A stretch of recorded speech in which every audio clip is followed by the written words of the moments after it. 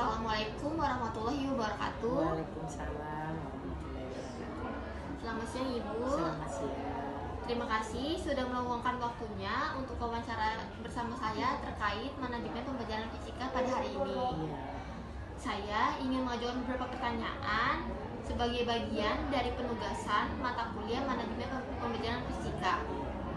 Apakah sebelumnya Ibu sudah bersedia untuk saya wawancarai? Bersedia.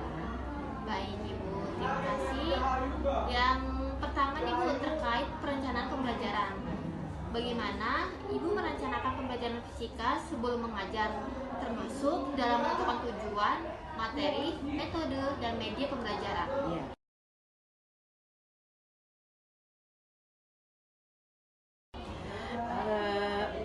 Untuk merencanakan pembelajaran, biasanya kita berpedoman kepada KD-KD yang sudah ada dalam silabus.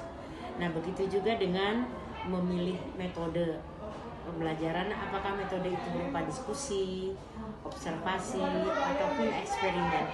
Kemudian begitu juga dengan memilih media pembelajaran. Itu kita sudah menentukan apakah menggunakan slide, atau menggunakan video, atau menggunakan kalau praktikum berarti kita harus menyediakan alat-alat praktikum bagi siswa tersebut.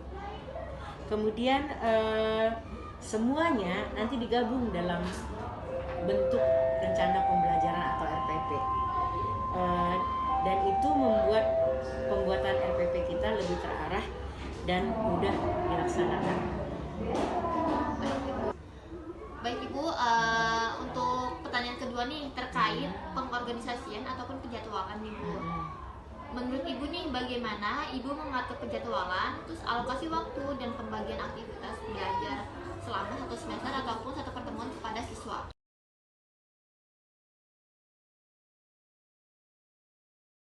Untuk mengatur pembagian waktu, kita harus memperhatikan atau alokasi waktu ya. Kita harus memperhatikan tingkat kesulitan materi yang akan diajarkan. Kalau materinya agak sulit, maka waktunya agak panjang.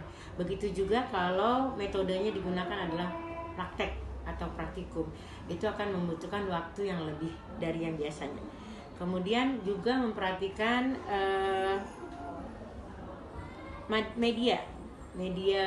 media yang digunakan dalam proses pembelajaran.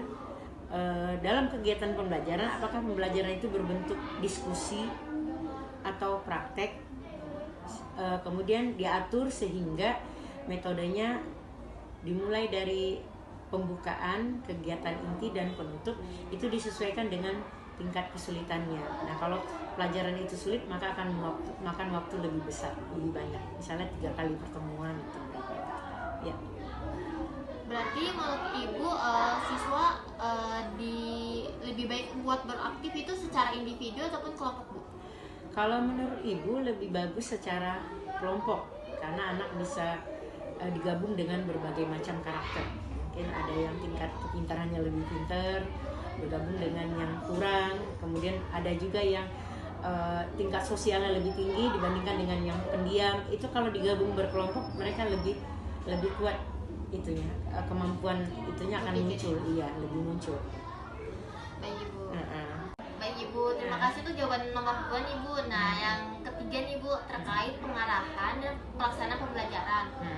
Menurut Ibu, bagaimana Ibu melaksanakan dan mengarahkan proses pembelajaran agar peserta didik itu lebih aktif dalam memahami konsep? Yeah.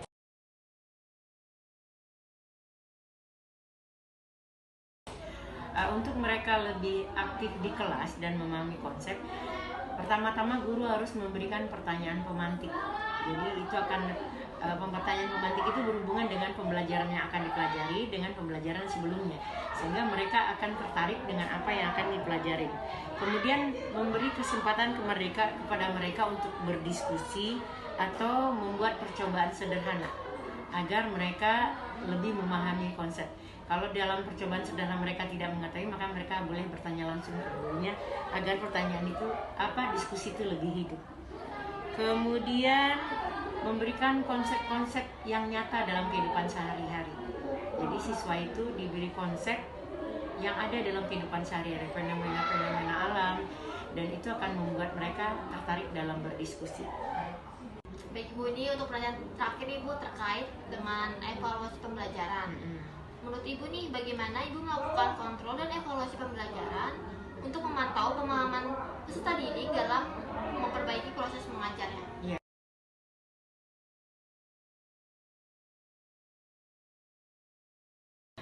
Untuk proses evaluasi itu biasanya kita melihat dalam di samping mengadakan kuis atau tanya jawab, kita juga menilai bisa dalam waktu proses, yaitu pada saat mereka praktek, bisa juga dengan melakukan observasi apakah siswa itu dalam kelompoknya aktif atau tidak aktif. Itu bisa kita lakukan agar kita bisa menilai mana siswa yang aktif dan tidak, dan itu akan mempengaruhi dalam hasil kerja kelompok. Berarti misalnya ini Bu, saya ingin bertanya, kalau misalnya ada peserta didik dalam satu kelompok itu dia tidak aktif dalam praktikum yang dilakukan, itu menurut Ibu apa solusi yang terbaik buat anak itu agar lebih aktif lagi? Iya. Untuk pertama-tama kita mengajak dulu ketua kelompoknya supaya bisa merangkul temannya supaya semuanya berkegiatan atau melakukan praktikum dengan sungguh-sungguh. Ketika ketua kelompoknya juga merasa kesulitan dalam mengajak anak tersebut, itu baru ibu yang mengarahkan. Mungkin dengan cara dia disuruh melakukan. Jadi dia mungkin diam aja, kemudian dia suruh melakukan percobaan tersebut. Dia yang melakukan. Mungkin pertanyaan dia nggak bisa jawab, mungkin dia melakukan bisa. Ya, itu akan meminimalisasi rasa minder dalam kelompok. Baik Ibu.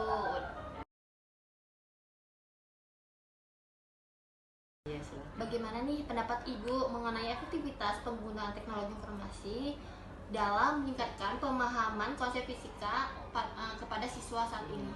Nah itu dia, tadi seperti yang saya katakan tadi, dalam silabus kita perlu menerangkan sesuatu yang abstrak.